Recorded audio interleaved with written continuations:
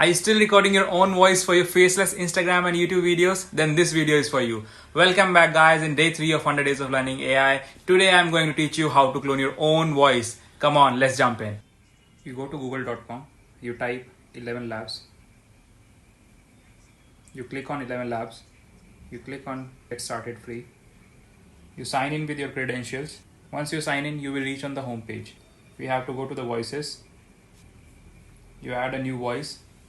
Click on instant voice cloning. Name it myself, or you can give any name you want. To add 25 samples, minimum 10 samples is also okay. Every sample has to be of less than 10 MB and minimum less than 1 minute is also fine. Then you click on the upload files. Once the files are uploaded, you give the necessary permissions.